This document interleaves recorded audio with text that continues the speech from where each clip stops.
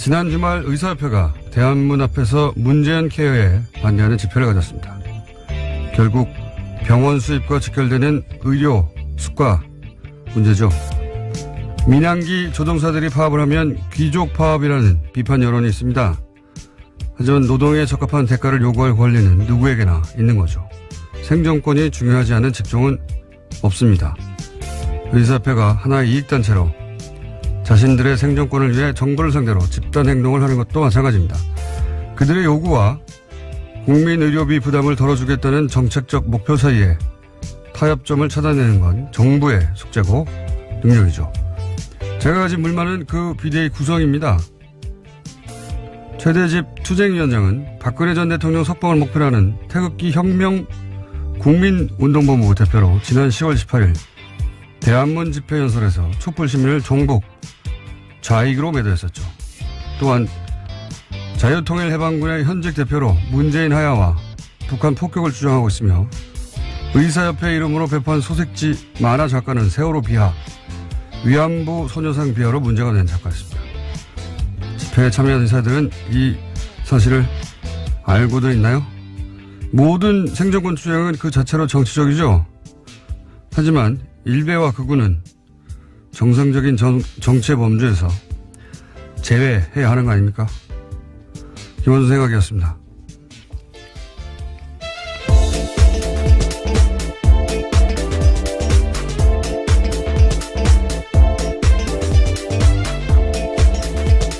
시사의 김은지입니다. 네. 의사협회 집회 그 자체는 저는 문제가 없다고 생각하는데, 예. 예를 들어서 그 만화 작가는 SNS를 이런 식으로 하던 작가예요. 서울에서 가장 맛있는 돼지고기 집이라 단원한다. 그래서 네. 단원은 단원 아니냐. 이렇게. 그런 논란이 불거졌죠. 예. 그게 아니다. 단원고라고. 단원고 학생들을 명백하죠. 비하한 거고. 세월호에 대한 비하는 뭐 이래도 많습니다. 소녀상에 대해서도 머플러, 소녀상에 들어서 머플러 화제가 되니까 뭐 돈가스집, 오뎅집, 우동집, 수수집 앞마다 세워라. 그리고 피자도 배달시켜주고 잘생긴 소녀상도 옆에 세워줘라. 뭐 이런 비아냥을 해서 크게 논란이 됐던 전형적인 일베 작가인데 그 의협이 소식지로 투쟁이가 소식지로 뿌린 만화가 이분이 그린 거예요. 예. 투쟁위원장도 성향은 뭐 말할 것도 없이 자유 들어간 단체들은 다 극우 선양을 의심해 봐야 된다. 저희가 몇 번이나 얘기했었는데 자유통일해방군 네, 대표입니다. 네, 해방까지 들어갔네요. 네. 단체명 아주 스펙타클하지 않습니까? 자유통일해방. 예. 여기서 이제 북한 폭격하라든지 문재인 하야라든지 박근혜를 석방하라든지 지금도 주장하고 있는 박사모 중에서도 아주 극렬 박사모죠. 예. 모든 조직을 자기의 이제 정치적, 극우적 정치색을 구현하는 도구로 활용하신 분인데, 여비 이걸 알고서 투쟁위원장으로 한 건지, 예. 대정부 협상력을 높이는 게 아니라 정반대가 될 수 있다. 저는 그렇게 생각합니다. 자, 첫 번째 뉴스는 뭡니까? 네, 다스는 누구 겁니까? 라는 질문에 대해서요. 하나의 답이 나왔습니다. 이명박 전 대통령 집안에서 18년 동안 운전을 했던 인사의 이야기인데요. 다스는 이명박 전 대통령 거라는 겁니다. 해당 인사는 김종백 씨인데요. 이번 주 시사인 보도입니다. 김 씨는 1997년부터 2015년까지 이상은 회장의 운전기사였습니다. 요 사안은 저희가 이제 다음 주 월요일 주재영 기자가 나와서 직접 자세히 얘기할 텐데 시사인 특종이니까 첫 번째로 소개하는군요. 아니, 굉장히 중요한 뉴스니까요. 중요한 뉴스이기도 하죠. 네. 왜냐하면은 과거 이제 정치인들 관련한 그 비위가 폭로되고 하는 것도 대부분 운전기사, 예, 운전기사가 사실은 굉장히 오랜 시간을 같이 하잖아요. 예, 그래서 이제 그쪽 통화라든가 더구나 이분은 18년간이나 집안일도 했었기 때문에 심부름. 네, 예. 집사 노릇을 했다라고 하는데요. 그래서 청와대를 오고 가는 데 있어서 메신저 역할도 했다고 합니다. 이분이 한 이야기 중에 제가 보기에 가장 중요한 것은 실제 실정법과 관련해서 다스 특검팀이 BBK 특검팀이 다스 비자금을 알고도 묻었다 이런 이야기는 여러 번 했는데 여기 관련된 이야기를 이분이 또 했어요. 그러니까 특검이 다스에 조사 나오는 거를 알고 있었고 예, 압수수색할 것을. 예, 날짜까지 알고 있었다라는 네, 겁니다. 그 직전에 트럭 세대 분량 서류를 직전에 파기했다 이런 이야기. 또 대통령 되기 전에도 다스에 대한 보고를 누가 특정해서 보고를 했고 이명박 전 대통령에게. 그리고 청와대에 있을 때도 신학수 감사와 이모 감사가 청와대 민정수석실 다스 담당자의 BBK 관련 보고를 하는 걸 본인이 봤다. 예, 이건 네. 전원이 아니고 본인이 봤다는 겁니다. 예, 시간, 장소가 특정되어 있기 때문에 굉장히 구체적인 진술들이 많습니다. 운전기사만이 할 수 있는 이야기들이죠. 직접 운전해서 갔기 때문에. 그리고 보고를 봤다는 거죠. 예. 예, 또 이번 주 시사인을 보시면요. 이 운전기사뿐만이 아니라 이명박 전 대통령을 운전했던 사람이 운전기사의 또 다른 인터뷰도 실려 있는데요. 네, 운전기사 한번 두 번을 확인해 보십시오. 인터뷰했더라고요. 예. 네. 그 운전기사 잡기가 쉽지 않은데 주준이는 악마예요. 열심히 취재하고 있습니다. 자, 그리고 JTBC도, 지금 다스 관련해서는 뉴스공장하고 JTBC가 사실은 거의. 이 시사인이 또 같이 하고 있는데요. 네, 시사인. 네. 띄워줄게요. 이렇게 빼놓으시길래 깜짝 놀랐습니다. 네, 시사인이 소스를 가져오죠. 예. 조지루 기자가. 자, 보도를 계속하고 있는데 어제 재밌는 보도가 하나 나왔습니다. JTBC에서. 네, 또 다스와 관련된 소식들이 있는데요. 이명박 전 대통령의 선거에서 다스 직원들이 조직적으로 동원된 정황이 있다라는 겁니다. 1996년에 서울 종로 국회의원 선거, 2002년 서울시장 선거에서 다스 직원 십수 명이 동원됐다라는 복수의 증언을 확보했다는 건데요. 선거에 동원된 직원들의 급여도 다스에서 나갔다라고 합니다. 이 다스 취재가 왜 다른 곳에서 잘 안 나오냐면 굉장히 어려워요. 왜냐하면 벌써 5년 전 특검을 받았고 그때 문제가 되는 건 다 털었단 말이죠. 다 털었는지는 아니지만 대다수가 털렸고.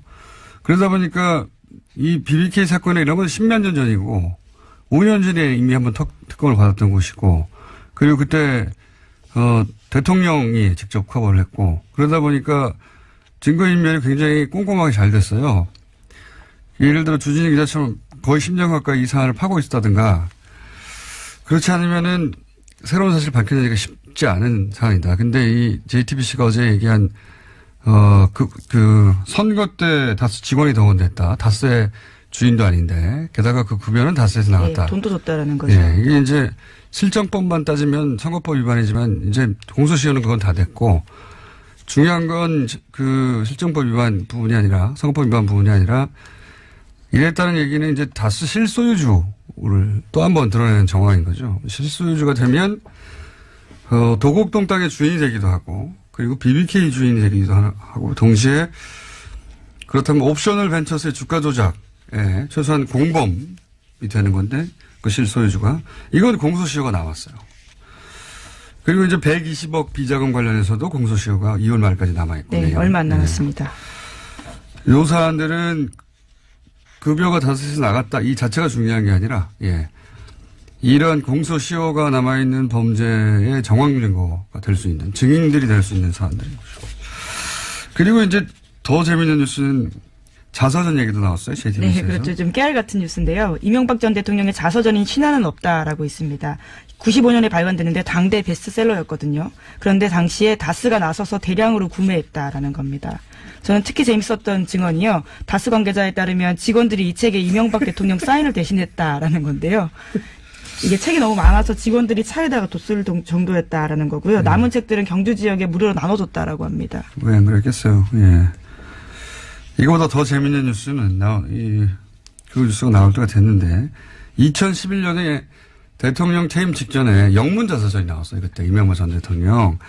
근데 이제 영문 자서전이 나왔으니까 아마존 서점에 서평, 리뷰가 있었지 않겠습니까? 초반에는 저는 이걸 실시간으로 봤었는데 초반에는 대략 40여 개의 댓글이 있었습니다. 네. 기사를 찾아보면 정확한 개수 나올 텐데 제가 기억하기로는. 그 중에 35개가 빵점이에요. 별 하나밖에 줄 수 없기 때문에 별 없는 게 아니라 사실상 빵점이죠. 근데 한 달 후에 별 5개가 120여 개가 붙습니다. 갑자기. 예. 별 4개가, 한 20, 30개 붙고. 근데 이 별 5개라는 건 감동을 받았다는 거잖아요. 근데 리뷰가 한 줄이에요. 너무 좋다. 뭐 이런 거. 바보 같은 영어들 있죠? 예. 댓글 부대가 확실하다. 당시 아마 좀 서평란에 댓글 부대가 진출했다. 예, 지금 다시 가서 한번 확인해보고 싶네요. 여전히 네. 그게 있는지요. 네.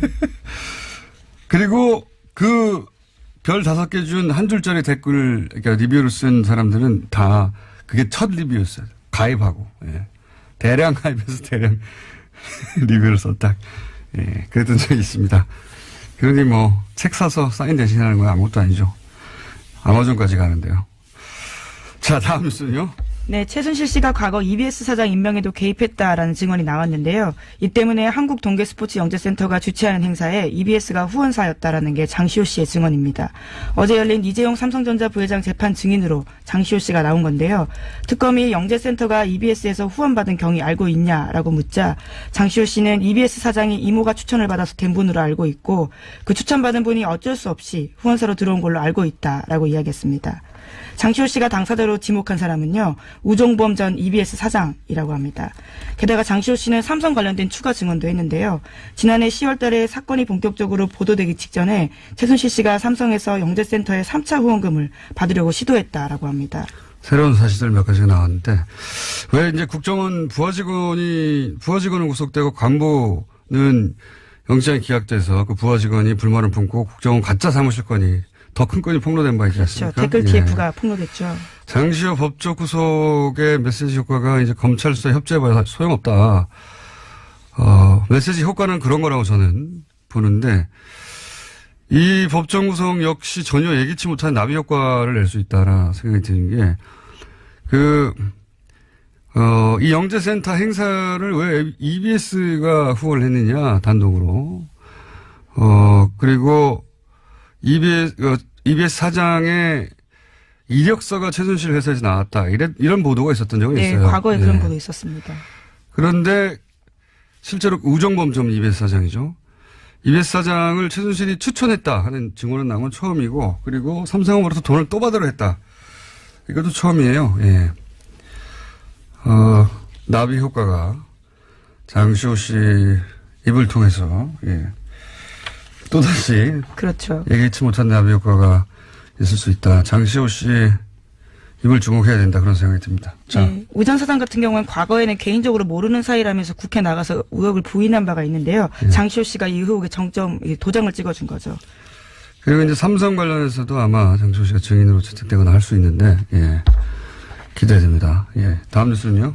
네, 최순실 씨의 독일 조력자로 지목된 인사가 데이비드 윤인데요. 검찰이 이 사람을 인터폴에 적색 수배했다라고 TV조선이 보도했습니다. 최순실 씨를 내세워서 부동산 개발업자에게 뒷돈을 받은 혐의라고 하는데요. 이 사람은 최순실 씨의 해외재산 관련된 키맨으로 꼽히기도 합니다.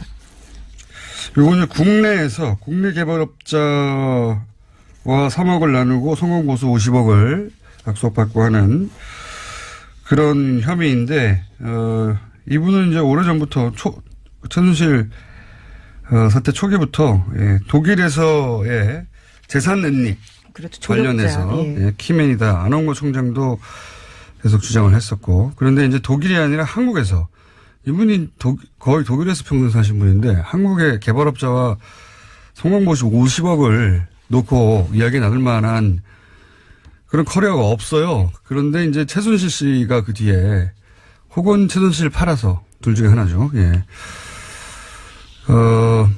아마도 독일 은닉 재산 수사의 출발점이 될 수도 있겠다. 근데 지금 독일에서 안 돌아오고 있으니까요. 네, 그 고소인 진술도 검찰이 확보했는데요. 그 과정에서 여러 차례 최순실 씨를 언급하면서 담당 공무원에게 힘써줄 수 있다라는 이야기를 했다고 합니다. 그러면서 국토부 관계자들과 접촉한 정황도 있다라고 합니다. 최순실 씨가 실세인 걸 알고 있었던 거죠. 예. 독일 은닉 재산의 출발점이 될 수 있기 때문에, 예, 이분은 소재가 확인되기 굉장히 어려울 것 같다. 저는 그렇게 생각이 들고. 현재 여권은 무효화시켰다라고 합니다. 검찰에서요. 예. 아니면 독일에만 있으면 되니까요. 예. 그리고 EU 내에만 있어도 되니까. 안홍구 총장님 독일 가겠네요, 또. 자, 다음 뉴스는요? 네, 우병우 전 민정수석이 출판문학계 블랙리스트에도 관여했다라는 한국일보 보도인데요. 서울중앙지검 국정원 수사팀은 어제 우전수석에 대해서 사전구속영장 청구했습니다. 그런데 여기에요. 과학계 불법 사찰뿐만 아니라 출판문학의 사찰 내용까지 포함됐다라고 합니다. 우전수석은 지난해 7월 달에 한국출판문화산업진흥원이 발표했던 세종도서와 관련해서요. 소위 좌편향으로 분류되는 도서와 저자들을 사찰하고 검열하도록 국정원을 독려했다라고 합니다. 당시 세종도서에는 윤희상 평전과 세월호 참사를 다룬 서적 등이 포함됐다라고 합니다. 이 정도 되면 네, 관이 안 한 게 뭐냐 이렇게 물어야 돼요. 안 한 게 없어요. 출판까지 참. 이 영장까지 기각이 되면 저는 이번에는 영장 판사들이 중요한 시험대에 올랐다 이렇게 봅니다. 이 영장까지 기각되느냐. 3차 이 영장까지 이번이 세 번째입니다. 예, 기각되면 3차까지 영장이 신청된 경우도 제가 들어본 적 없는 것 같은데 후폭풍이 상당할 것이다. 시험대 올라오는 것 같습니다. 이정열 판사가 또 예, 출연이 예정된 사안이고요. 다음 뉴스는 뭔가요? 네, 박근혜 정부 청와대에 대한 국정원의 특수활동비 상납에서 최경환 의원이 개입한 정황을 검찰이 포착했다고 SBS가 보도했는데요. 최 의원이 국정원에 청와대 상납금을 늘려달라고 요구했다라는 겁니다.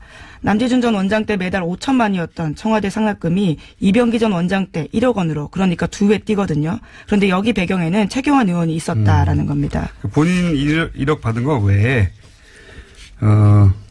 청와대에 상납했던 돈을 2배로 늘린 것도 최경환 의원의 역할이었다 하는 게 검찰 주장이네요. 예. 근데 재밌는 게 지금 현역 의원이고 지금 네, 그렇죠. 국회가 또 회기 중이거든요. 예, 회기 중에는 불체포 특권이 있어요. 그래서 이제 국회에서 과반 출석에 과반 동의로 그렇죠. 이 체포 동의안이 통과돼야 되는데 통상의 상황이라면 이제 자유한국당이 결사 반대할 텐데, 근데 이제 정권이 탄압한다면서 굉장히 큰 소재를 쓰겠죠. 근데 지금은 이제 홍준표 대표의 이제 친박 청산에 도움이 되는 사안이거든요. 그래서 불체포 동의안에 대한 자유한국당의 스탠스가 어떻게 될 것인지 매우 재밌는 관전 포인트입니다. 네. 네, 게다가 오늘도 원내대표 선거가 있어서 당이 어떤 식으로 재편될지가 정해질 것으로 보입니다. 자, 약 2분 정도 저희가 브리핑 시간이 남았습니다. 다음 뉴스는 짧게 하죠. 네, 박주원 국민의당 최고위원 관련된 소식도 계속 전해드리고 있는데요. 오늘 아침 경향신문에도 새로운 보도가 있습니다. 2006년 초 주성영 전 한나라당 의원에게 제보한 정보가 DJ 비자금 의혹만이 아니다라는 건데요. 당시 열린우리당 정동영, 문희상, 유시민 의원 관련된 정보도 있었다라는 겁니다. 그 근거는요. 주 전 의원의 보좌관으로 근무했던 기획시의 인터뷰입니다. 그러니까요. 이게 이제 주 전 의원뿐만 아니라 주 전 의원도 박주원 위원회, 국민의당 위원 최고위원회 주장을 반박했고 박주원 의원의 주장대로라면 사실은 주 전 의원은 박주원 의원 편을 들었어야 되는데 반박을 했고 이번에는 그 보좌관도 나와서 주 전 의원의 주장을 뒷받침하고 있으니까 박주원 위원은 이제 본인이 녹취록이 있다는 거잖아요. 네, 어제 JTBC 나와서 그런 주장을 했는데요. 네. 수요일 내로 풀겠다라고 했습니다. 바로 풀어도 되실 텐데. 불리한 상황이고, 예. 논리적으로만 따지자면 박주원 의원이 이기기 힘든 상황인 것 같은데요. 예. 자, 요 사안은 저희가 3부에서도 추가적으로 잠깐 다룰 예정이고요. 제목 정도 얘기하면 끝날 것 같습니다. 하나 정도 더. 아, 그런가요? 그럼 트럼프 소식과 뉴스공장 소식이 있는데요. 뉴스공장 소식을 좀 먼저 전해드리겠습니다. 뉴스공장 소식이요? 네, 뉴스공장이 또 하나의 기록을 세웠다라고 하는데요. 지난 주말에 팟캐스트 누적 다운로드 수 10억 건을 돌파했다라고 합니다. 아, 1년 좀 넘는 기간 동안요? 예. 두 자릿수에 이어서요. 이번엔 10억 다운로드 돌파했다라고 합니다. 저기 뭐랄까요? TBS 사장님 하청 브리핑 같은데요? 예. 아니, 뭐 굉장히 뉴스 가치가 있다고 생각해서요. 10억 돌파. 예. 그러면 기념으로 저희가 선물을 받겠습니다. 네? 누구한테요?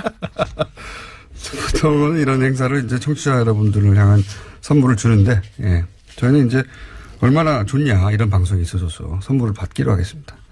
고개 선물이 들어올 것 같은 느낌이 드는데요. 자, 트럼프 소식은 뭡니까?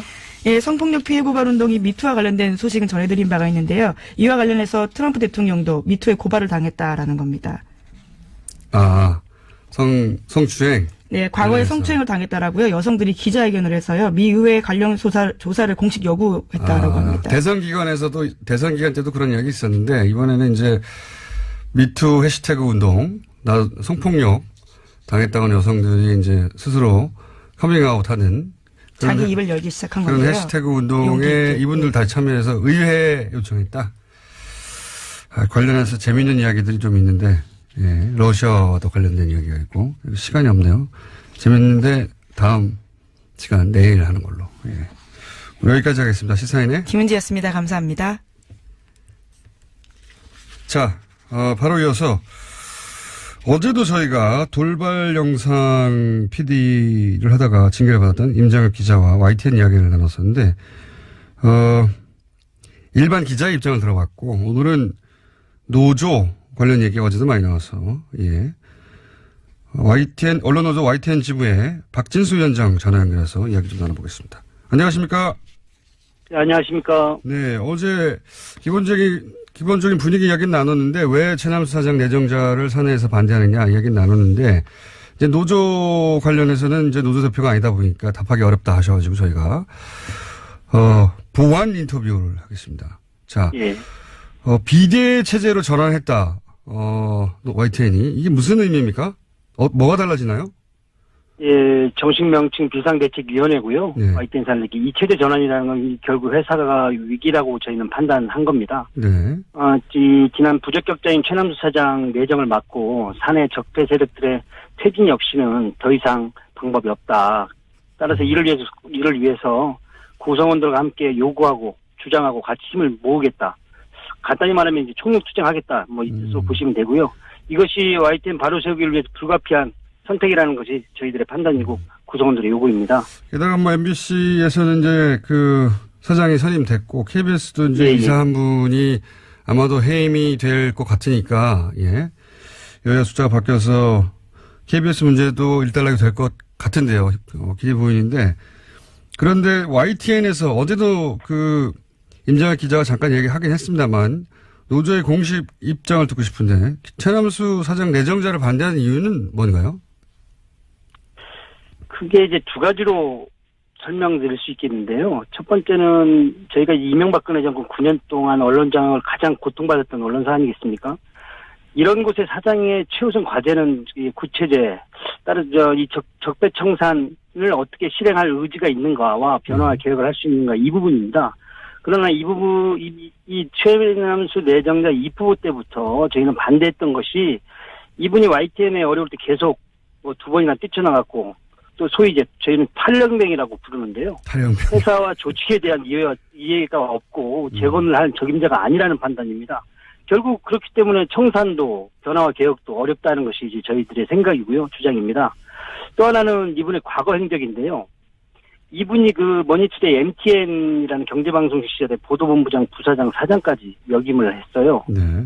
그런데 본부장 시절 지금 칼럼이 대거 확인되고 있는데요. 어제도 임장혁 기자가 말씀드렸지만 이명박 재산 헌납 발표에 위대한 부자의 아름다운 선행이라고 한다든가 네, 예. 하대강을 잘 마무리해서 자전거도로 연결되는 것이 꿈만 같다고 이렇게 얘기를 한다든가 금방 갔다. 그리고 허위사실로 밝혀진 노무현 논두렁 시기에 이런 걸 조롱한다든가 도저히 개혁 인사라고도 볼 수 없고 그리고 촛불 항쟁의 결과물로 나타나는 리더인지 납득이 안 간다는 거죠. 그리고 그 칼럼 쓴 시기가 공교롭게도 그 YTN 제일 이명박 정부한테 유린당하고 힘들 때 어제 그 임장혁 기자, 노종면 기자 이런 분이 불법 체포당하고 예. 제일 고초 심할 때였어요. 이건 기자들이 체포됐었죠 그때. 아예 YTN 예, 기자들이. 체포됐었죠. 예, 그런 상황이었기 때문에 이거 정서적으로 우리가 과연 감당하고 이해하겠는가 이런 부분입니다. 노조에서는 그 9년간 최소한 3년 이상 보직을 맡았던 간부들은 보직 보류, 해임도 아니고, 보직 보류를 요청하고 있는 걸로 아는데, 이에 대해서 최남수 내정자의 입장을 들어보고 방향을 결정하겠다. 그게 네. 얼마 전에 보도했던 걸 기억하는데, 입장이 어떻게 나왔나요? 참 어렵게 협상은 했는데요. 예. 이 최남수 씨하고 제가 지금 지난 8년, 만 8년이죠. YTN 보도 공정성이 훼손됐고, 노사관계가 심각하게 문제가 있다는 거는 서로 동의를 했어요. 예. 그런데 여기에 책임 있던 인사들에 대해서 이 체제에서 주요 실국장을 맡거나 보직을 누렸던 간부들, 예. 그것도 3년 이상에 누렸던 간부들에게 그 이제 재건 YTN 바로 세우기 위원회라든가 말은 여러 가지가 있는데요. 가칭인데 설립하는 기구에서 결정이 나올 때까지 보직을 잠정 보류해달라는 거였습니다. 그러니까 간부들도 노조도 아닌 제3의 기구를 두고 거기서 결론이 날 때까지 기다려달라. 예. 예. 그랬는데 네, 그또 거부한 거죠. 도저히 할 수가 없다. 그리고 이제 최람수 내정자의 입장 같은 경우는 결국 일부 조력자를 비호하는 느낌을 받고 본인은 양심상 안 된다고 하는데 결국에 그러면 적폐청산을 실행에 대한 의지가 있는가? 그리고 구체제 인사들과 손잡고 가겠다는 의사가 아닌가 이렇게 저는 판단하고 있습니다. 어제도 잠깐 제가 여쭤봤었는데 YTN은 보도 전문 채널이기 때문에 보도국장 자리가 굉장히 중요해서 중요합니다. 예, 여기서 상징적인 노정면 기자가 보도국장 자리를 제안받았는데 거절했어요. 이것도 연결된 이야기입니까? 구체적으로 보도국장이 자리를 잡으면 이제 저희는 YTN의 이제 뉴스가 어떻게 만들어진지 모르니까 네네. 보도국장 자리로 그게 가능하지 않겠나라고 생각하기 일반의 생각인데 그렇지만은 않은가 보죠? 밖에서 보면 그럴 수도 있을 것 같은데요. 예. 제가 우리 김어준 총수께 역으로 질문 하나 드리면요. 예. 김어준 총수가 프로그램 진행하는데 예를 들어 이명박 씨가 사장이면 그게 가능합니까? 프로그램에 못 오죠, 제가. 예, 그렇다는 거죠. 결국에 이 보도국 정상화와 YTN 정상화는 별개일 수 없다는 얘기입니다. 보도국 독립적으로 운영을 하는데 사람은 내가 알아서 할 테니 당신은 운영만 하라고 한다든가 조직을 개편하는데 사장이 사사건건 난 못하겠다라고 한다든가 그럼 이거는 결과론적으로 개혁적 인사를 난 중용했어라는 액면밖에는 전혀 보이는 게 없죠. 개혁은 이루어질 수도 없고요. 한 사람이 가서 보도국 전체를 바꿀 수가 없다. 그럼요. 예, 톱니바퀴가 이루어져야 된다고 저희는 보고 있는 것이죠. 그런데 중간 간부들이나 3년 이상 보직을 맡은 간부들에서는 그대로 보직을 두려고 하기 때문에 그 의지가 의심스럽고 이렇게. 네, 맞습니다. 그래서 이제 기자 한 명 거기 상징적으로 꽂는 것으로 대충 타협하고 넘어갈 일이 아니다. 이런 이야기네요. 예, 맞습니다. 그러면 마지막 질문인데요. 예, 그러면 이제 비대위 체제로 바뀌어서 어떻게 하는 건가요? 지금 저희 입장에서는 모든 가능성을 열어놓고 지금 대응할 생각입니다. 이게 저희가 실제로 이명박 9년도 험난한 시절도 마다 않고 처절하게 공정방송을 위해 싸웠던 사업장 아니겠습니까? 최남수 내정자가 들어온다는 것은 곧 공정방송이나 적폐청산, 변화 개혁도 저희는 못한다고 판단했고 선명적으로 선언한 입장입니다. 따라서 모든 가능성을 열어놓고 이 부분에 초점을 갈 생각이고요. 저희 지금 비대위가 우리 회사의 직능단체 그리고 주니어 그룹들 더불어 전직 집행부가 대거 참여한 광범위한 조직이기 때문에 향후 이런 투쟁에 맞서서 냉정하고 그리고 이 가능성을 결과물이 나올 수 있도록 이렇게 투쟁하겠습니다. 알겠습니다. 이 기회를 놓칠 수 없다. 다른 방송국은 정상화되어 가는데 우리는 그대로다. 이런 위기의식이 있는 거군요. 당연합니다. 예. 네. YTN 상황은 저희가 지속적으로 짚어가겠습니다. 오늘 여기까지 듣겠습니다. 감사합니다. 감사합니다. 네, 지금까지 언론노조 YTN 지부의 박진수 위원장이었습니다. 핫해. 본인은 핫하다고 주장하는데 후원금을 안 차고 있는. 요즘 핫뜨거가 아니고 핫추어입니다. 핫해 추워. 하태경 최고위원 나오셨습니다. 안녕하십니까. 예, 추운 하태경입니다. 네, 핫하면은 이게 후원금을 팍팍 차야 되는데. 후원금이 너무 없습니다. 추워 죽겠습니다. 페이스북에 화제가 됐어요. 하태경의 후원금 10만 원만 보태주세요. 완전 불쌍한 표정으로 사진 딸랑 올려놓고. 요즘 KTX 입석 타고 다닌다고 소문났어요. 자, 하태경 의원을 혹시라도 지지하시는 분들은 방송을 듣는 즉시 10만 원까지 돌려받거든요. 예. 예, 그렇습니다. 예. 그래서 10만 원들을 다들 얘기하는 거고요.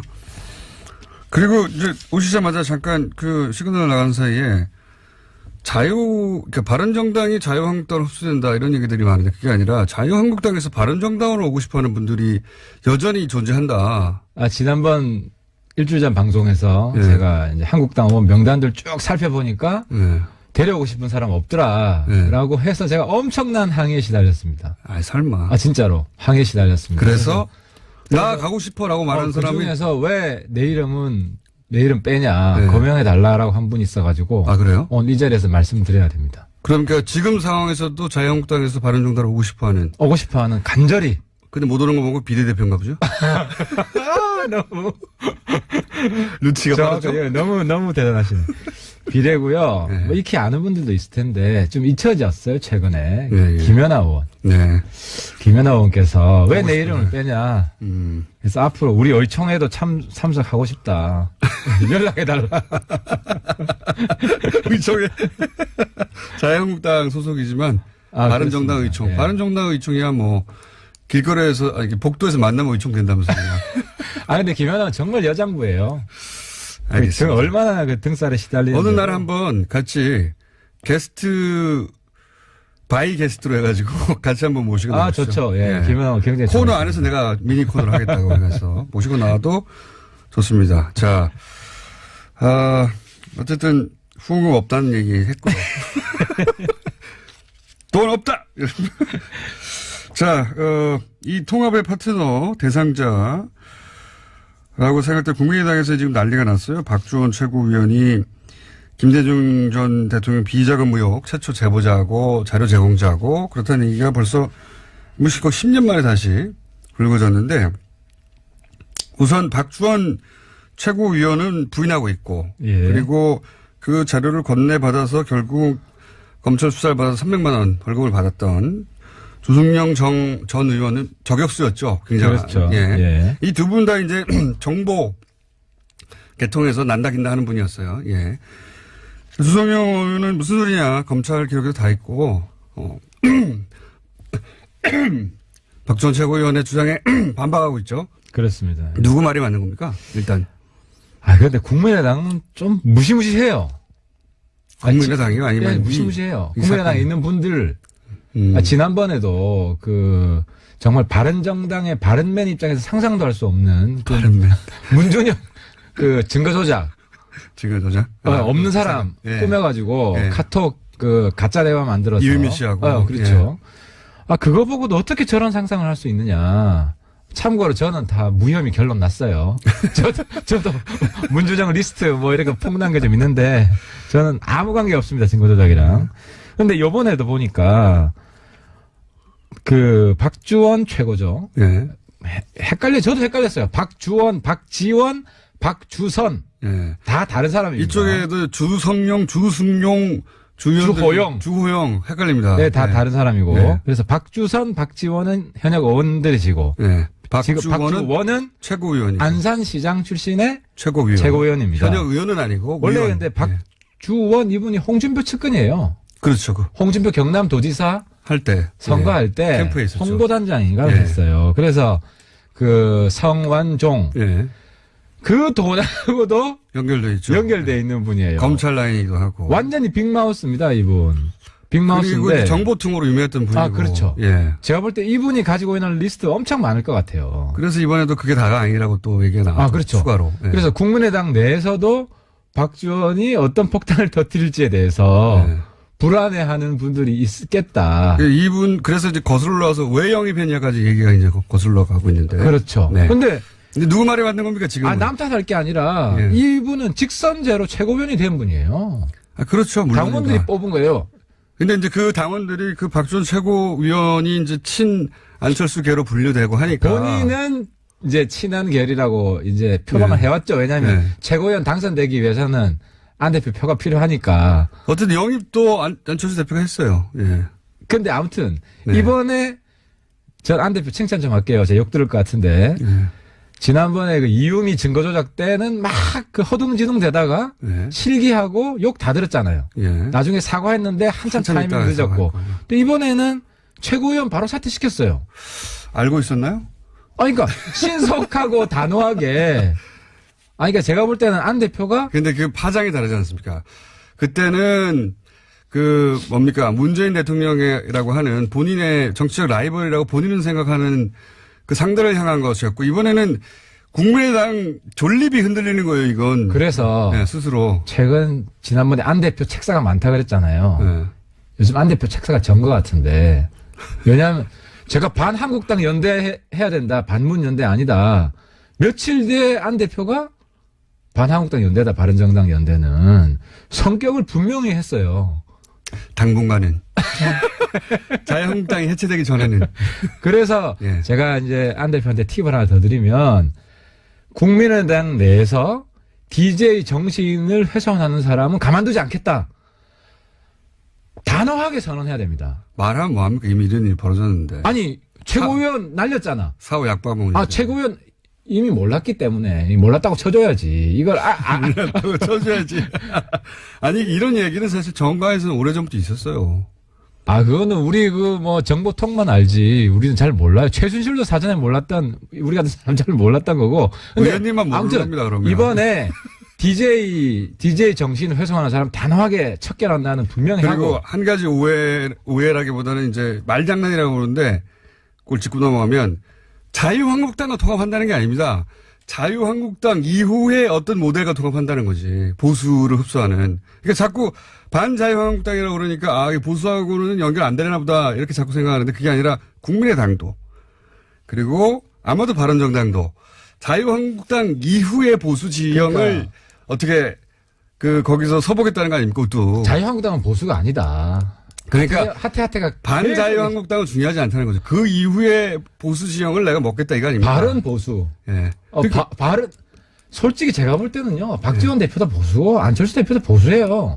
별 차이 없어요. 박지원 대표하고 안철수 대표를 그렇게 비교하면 한쪽은 보수는 아니죠. 심지어 내 이야기해서 내가 보수층한테 욕을 엄청 들었는데 DJ도 보수의 선배다. 보수적인 분이 그러니까 우리나라 지형으로 보면 엄청 진보적인데 유럽적 기준으로 보면 그냥 중도 보수입니다. 그게 아니라 DJ는. 우리가 대학 다닐 때 네. YS, DJ 둘 다 보수 야당이라 욕했어요 우리가. 본인의 카밍아웃인데 이거는. 당시에 우리가 둘 다 보수 야당이라 욕했는데. 주사파에 몸담았던 분으로서. 본인의 카밍아웃 아닙니까 이거? 햇볕 정책하고 나서부터 바뀐 거예요 이게. 자, 다시 돌아가자. 잘 채고 있는데 주성영 전 의원 말이 맞습니까? 박주원 최고위원 말이 맞습니까? 사실 누구 말이 맞든 간에 어쨌든 누구 말이 맞나요? DJ를 일단 모독한 사람은 호남의 친구로서 이건 도저히 용납할 수 없지. 누구 말이 맞나요? 누구 말이? 더 맞을 것 같다. 개인적인 생각은. 지금 아무래도 주성영 대표 쪽이 말이 맞겠죠. 굉장히 어렵게 얘기해요. 이 사건으로 가장 이득을 보는 쪽은 누굽니까? 안철수계 혹은 반통합파. 저는 안철수 대표, 박지원 둘 다 이득을 본다고 봅니다. 왜냐하면 박지원 대표는 단호하게 이 문제를 지적을 처음에 한 사람으로서 호남을 대변하고 있다는 이미지를 얻었고 안철수 대표도 신속하게 단호하게 최고위원 사퇴를 시킴으로써 안 초딩에서 이제 안 중딩 정도로 올랐다. 근데 초반에는 또 이것이 이제 음모론의 일부 있을 수 있다는 식의 뉘앙스를 말했기 때문에 맨 처음에는 욕을 먹었어요, 사실. 처음에 작전은 그랬던 것 같아요. 네. 이 건을 꺼내면 안 대표가 또 과거처럼 제대로 대응을 못하고 우왕좌왕 하다가 박지원하고 일종의 결탁한, 박지원을 도와주는 이런 식으로 몰 수 있지 않을까. 꺼내면이라는 건 꺼낸 주체가 누구라고 보시는 겁니까, 그러면? 그럼 반통합파가 꺼냈다? 통합, 반통합이라기보다는 누가 이건 좀 애매해요. 그러니까 누가 꺼냈잖아요. 작전 실패 제가 볼 때는. 실패한 작전이에요, 이거는. 실패한 작전이요? 이게 통합, 반통합으로 갈 수가 없어요. 왜냐하면 안 대표가 박지원을 옹호해야지 통합, 반통합으로 가는데. 옹호할 수는 없죠, 누구도. 그런데 이제 단호했다는 거지, 신속하고. 근데 이미 벌써 사람들, 대중의 머릿속에는, 저쪽, 소위 이제 통합파는 그런 인물 일색이다. 사실이든 아니든 간에 그런 이미지가 바뀌었기 때문에 타격은 입었죠. 그러니까 일색일수가 없는 게. 물론 다 일색은 아닌데. 그렇게 뭐라고 싶은 마음은 내가 알겠으나. 그런 이미지 굉장히 큰 사건이니까. 그러니까 반 DJ 이미지를 자꾸 심으려고 하겠죠. 그게 누가 꺼냈을까요, 그러면? 꺼냈다면 표현을 쓰셨길래. 그러니까 이제 그러니까 추리소설 너무 많이 읽으면 안 된다니까. 내가 지금 들으신 게 아무도 없어요? 혹시? 들은 거 없고. 박지원 대표가 직접 나오셔야 되나? 정치인은 역사소설을 읽어야 되고 네. 뉴스 공장장은 추리소설을 많이 읽는 게 도움이 될 것 같아요. 그래서 정치권에 들어오면 안 돼. 그럴 생각도 없긴 합니다만 역사를 읽어보면 추리소설 읽어보다 더 음모가 많아요. 그건 확인되는 뭐고. 여하간 양쪽 다 그러니까 이게 누가 풀었을까 꺼냈을까 양쪽 근데 다 이용주 의원한테 불똥이 튀었죠.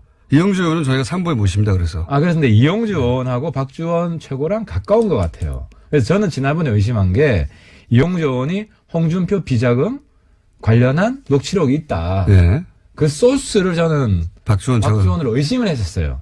그때 말씀 안 하셨어요. 우리는 추리소설을 못 쓰니까. 근데 이번에 이용주 의원하고 가깝다는 게 드러났기 때문에 아무튼 여기가 판도라 상자다. 뭐가 튀어나올지 모른다. 어쨌든 누군가 꺼내 들었는데 그것이 친한인지 반한인지 모르겠다는 말씀이잖아요. 왜냐하면 둘 다 그런데 가능해요. 이번에 박지원 최고는 어쨌든 자기가 통합파라고 스스로 주장하고 있기 때문에 그렇죠. 반통합파에 대한 공격을 하겠죠.